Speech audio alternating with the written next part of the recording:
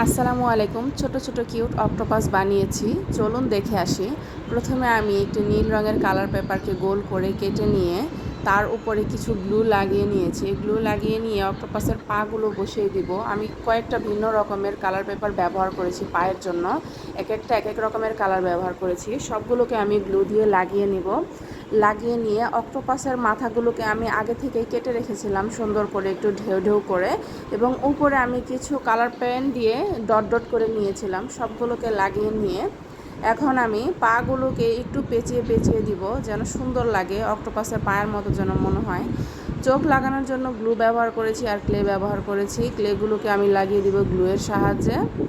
ক্লের উপরে আমি কলম দিয়ে চোখ আঁকিয়ে নিব, চোখের মণি আঁকিয়ে নেওয়ার পরে একটু চোখ, নাক, কান আঁকিয়ে নিব। আঁকিয়ে নেওয়ার পরে একটু গালে লাল দিয়ে নিব, এবং সব শেষে ভিতরে আমি পানির বাবল তৈরি করে নিব। একটু রং দিয়ে আর বোতলের মুখা দিয়ে আমি বাবলগুলোকে তৈরি করে নিয়েছি। ব্যাস হয়ে গিয়েছে আমার অক্টোপাসগুলো। আমার ভিডিওটি যদি ভালো লাগে লাইক, কমেন্ট, শেয়ার দিয়ে পাশে থাকবেন। আল্লাহ হাফেজ।